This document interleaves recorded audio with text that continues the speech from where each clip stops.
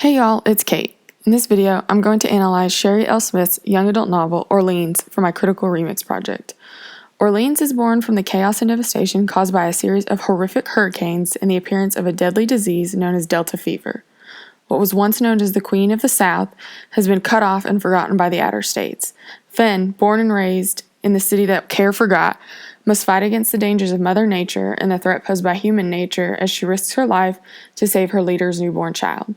My vision for the remix cover of Orleans focuses on the differing physical worlds from which the two prominent characters originate and how, in reality, their worlds may not be that different from one another or even that different from the world of the audience.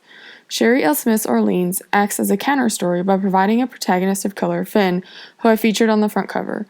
Through the eyes of Fenn, readers are able to experience the dystopian world of Orleans and the horror of the extent of mankind's racism. With the appearance of Delta fever, race as we experience it is no longer the dominant social structure and is replaced by a new form of racism that segregates the inhabitants of New Orleans by blood type because of the different values attributed to each type based on its level of susceptibility to the disease.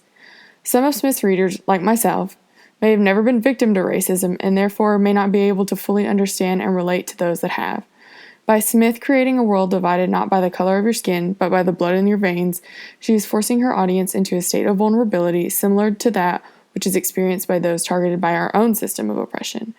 Orleans acts as a counter-story by allowing readers to experience an insider's perspective of the effects of this new form of racism, while also encouraging us to reflect on our own system of oppression we oppose today.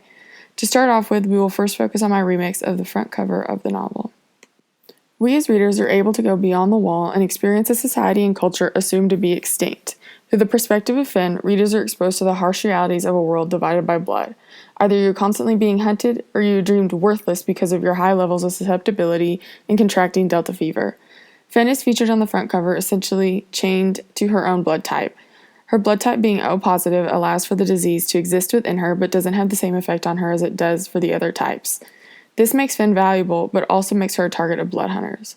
Furthermore, the depiction of Fenn being held prisoner by her own blood emphasizes how she will never be able to escape the categorization of her into simply a blood type. Therefore, the system only sees value not in the individual, but in the blood pulsing through their veins, and uses it as an excuse to devalue others, dehumanizing every person that lives within the wall. Additionally, Fenn is carrying her leader's child, who died during childbirth and entrusted Fenn with the future of her baby girl. This child for Fenn represents hope, the hope for a better generation not plagued by racism. This child also acts to reinforce the idea of racism in Orleans. For the first 7 days of her life, this child will remain uncontaminated by the Delta fever, placing a high value on her. Along with Fenn's bag hangs another empty bag ready for blood, highlighting how we continue to perpetuate the system that oppresses us by passing the same systemic issues down to the next generation that have the potential to survive through that baby girl.